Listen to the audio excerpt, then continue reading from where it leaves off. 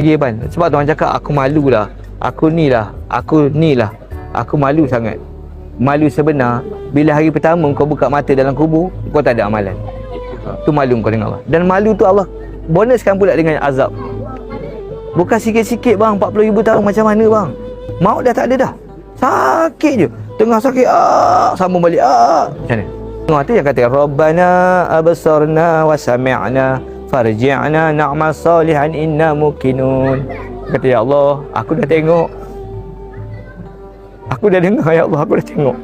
Aku dah dengar. Ya Allah, hidupkan aku balik untuk aku amal soleh. Kita jangan jadi golongan itu bang.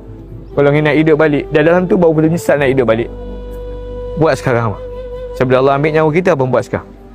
Abang, azab kubur sakit bang. Saya selalu fikir tu, sakitnya. Siapa yang tengok? Siapa yang kita sayang tadi? Bini kita. Abang pernah tengok tak orang meninggal? Berapa hari dia menangis kerana kita? Berapa hari bang? Paling kuat 2-3 hari je bang. Dia kena hidup, teruskan hidup dia.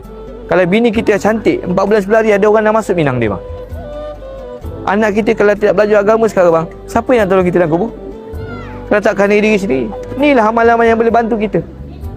Abang duduk, ya Allah, tuan-tuannya ada jawapannya. Allah, dulu aku tak banyak amalan aku ya Allah kat dunia, tapi satu kali tu aku pernah keluar jalan kau ya Allah. Aku nak baiki dia aku. Bang, hujah ni yang paling mahal depan Allah tu. Allah puji satu golongan di belah kanan dia. Siapa golongan kanan ni? Golongan ni, mereka ni kabilah berbeza, tempat berbeza. Mereka datang berjumpa, berpisah kerana Allah. Saya tanya abang, ciri itu ada tak pada kita di sini? Abang daripada Johor, saya daripada Pahang. Kabilah kita berbeza bang.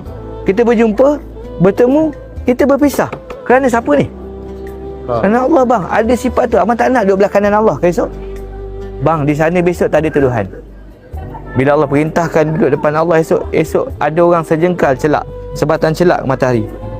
Dia ada yang tenggelam sampai berkulali, sampai lutut, sampai pinggang. Ada orang tenggelam pakai hidung dengan peluh di sini bang. Masa tu tak ada apa bang. Orang tak ada harapan dah. Tapi tiba-tiba Allah perintahkan malaikat kata, Tuan, tempat Tuan bukan sini. Tempat Tuan di teduhan, 7 teduhan tu. Macam mana abang rasa? Ya Allah, aku tak ada apa-apa ya Allah.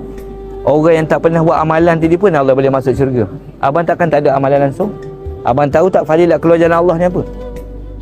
Allah tak akan cakap begitu kalau Allah nak bagi, kalau tak bagi. Sepagi dan sepetang berada di jalan Allah lebih baik daripada dunia dan isi-isi. Bang, bukan sebarangan orang Allah boleh keluar jalan ni bang. Bukan sebarangan orang.